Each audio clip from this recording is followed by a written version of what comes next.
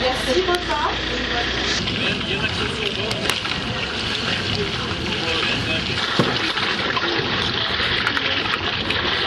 Il y a Greg là-bas.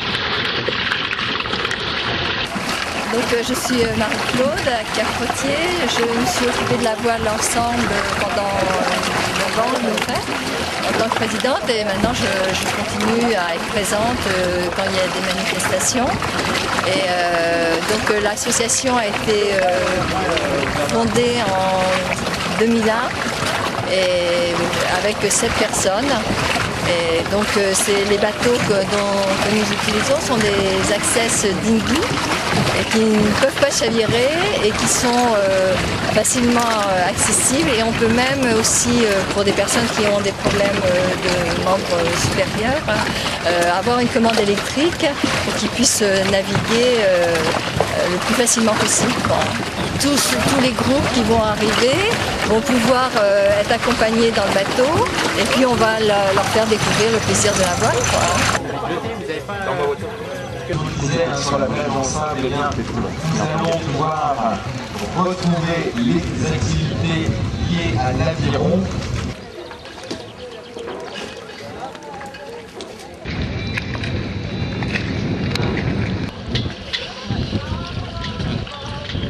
On va t'aider, t'inquiète pas. Voilà. Peut-être un peu plus. Voilà. Ah, j'ai plus peur. Attention, j'ai un truc. Pas de soucis, mais c'est bien, tu vois que tu as pu vraiment dépasser tes peurs pour venir sur le voilier. Ça c'est chouette. Je suis forte aussi. Ah ouais, tu es forte là. Et moi? Tu m'as compris. Hein? Du ventre. Ah non, du ventre, ah bah c'est rien ça. Non, mais tu es forte dans le sens où tu t'es vraiment dépassé pour venir sur le voilier. Ça je te félicite. Hein. C'est de con. La goélette. La goélette, ça? La goélette, si j'ai bien compris, oui c'est ça. C'est pas un voilier? Ça fait partie de la famille des voiliers. Alors, gardez bien la barre là. J'ai peur. Non, mais pas peur.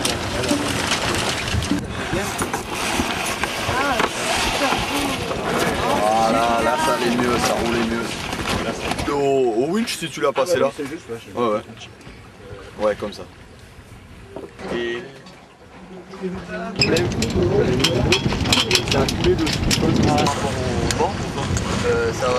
ça va changer de réglage. Donc. Le petit bateau. Oh mon bateau.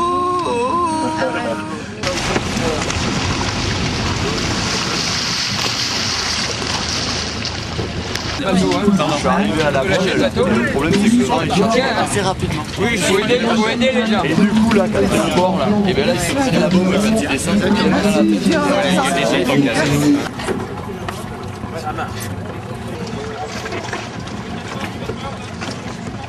Alors, je suis Elodie Noblecourt, je suis salariée du comité départemental handisport Isère et qui a été élue chef de projet de la manifestation Handinautique 2011. Donc je gère les relations entre les partenaires, les clubs locaux et la coordination du site. Handinautique, alors cette année c'est la 11e édition, c'est une manifestation itinérante qui se déplace sur tout Rhône-Alpes, et cette année l'Isère a été choisie.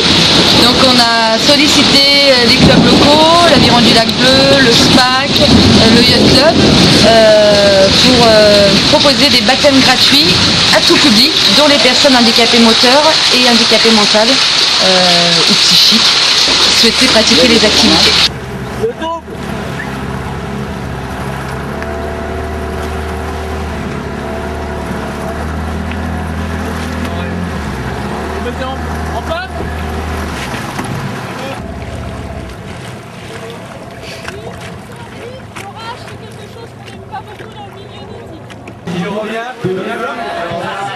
Alors là,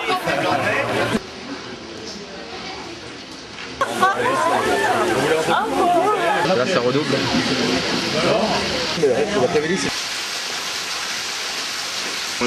C'est sous la pluie.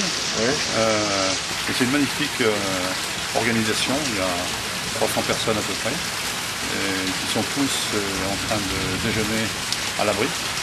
Ce qui est intéressant, c'est que c'est la réunion de plusieurs clubs qui ont permis de faire ça. On a eu fait des préinscriptions, il y a 220 personnes à peu près qui s'étaient préinscrites, en sachant que la communication aujourd'hui, et on insiste sur les volontés, sur la politique des clubs qui souhaitent pérenniser ces activités, proposer dès cette saison, la saison d'été, des baptêmes de nouveau, des stages sportifs sur leur base à eux. L'évolution se fait par la technologie, donc voilà, les clubs ont investi dans du matériel, des assises spécifiques pour les personnes en situation de handicap.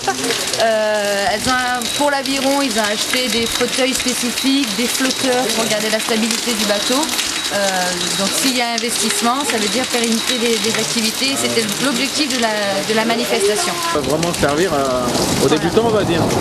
Et aux jeunes, voilà, aussi, aux enfants, c'est des outils ludiques, où ils sont totalement en sécurité.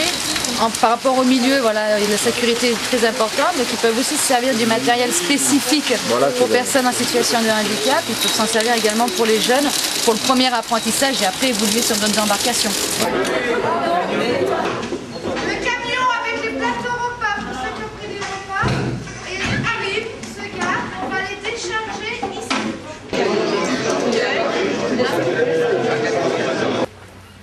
Alors Sabine Dada, directrice de Nautique Sport, association Loi 1901, qui est un club sportif qui valorise prioritairement le nautisme, aviron, canoë-kayak et disciplines associées. Aujourd'hui on est ici présent, fortement présent, tout simplement pour essayer de passer sur une autre type d'activité qui est l'accessibilité au sport et à toute personne en situation de handicap, sur le canoë et l'aviron. Donc c'est aussi un tremplin pour nous pour recruter sur nos prochaines animations sportives. Mais c'est avant tout aussi pour toutes ces personnes en situation de handicap de leur permettre de découvrir des activités qui leur sont peu accessibles. Et en l'occurrence l'aviron, le canoë un peu moins, mais le dragon boat, c'est des disciplines qu'on pratique rarement pour ce genre de personnes, quoi. Pour nous, ces outils, c'est important d'abord de les valoriser pour que les gens se sentent en sécurité et puis qu'ils comprennent que le matériel est complètement adapté pour eux. Alors c'est vrai que c'est impressionnant, ça fait des engins qui sont très volumineux parce qu'ils présentent toutes les caractéristiques nécessaires à toute pratique en bonne sécurité. C'est-à-dire qu'ils sont auto-videurs, insubmersibles. Donc tout de suite, on passe sur des bateaux qui sont plus très profilés, très fins, mais à très gros volume, très grosse largeur, donc ça fait très impressionnant. Mais c'est aussi pour assurer le confort des gens et le confort des pratiquants. Tout ce qu'on propose ici, l'avantage qu'on a, c'est qu'on peut très bien l'adapter aussi pour les personnes valides. C'est du matériel qui est spécifique, on adapte, il y a quelque chose, le petit plus qui permet à la personne en situation de handicap qui est mis sur le bateau, mais ce sont des bateaux qui servent dans le monde des valides, prioritairement, quoi. Voilà, on amène les petits aménagements supplémentaires qui permettent la pratique aux personnes en situation de handicap. Mais ce sont des bateaux, on va dire, standards, complètement standards. D'accord. Et après, au-delà de l'événement d'aujourd'hui, il y a des choses qui se profilent pour... Alors au-delà de tout ça, au-delà de tout ça, il y a une politique d'investissement qui va être lancée, il y a une politique aussi, on va dire, d'accueil qui va être de pérennisation de l'action vis-à-vis des différents clubs qui ont participé à l'opération. Donc c'est très important, c'est de se dire que demain, une personne en situation de handicap, quelle que soit la discipline qu'il va vouloir pratiquer, il suffit qu'il prenne contact avec un club, on sera en mesure de l'accueillir et de le mettre à nouveau dans une situation analogue.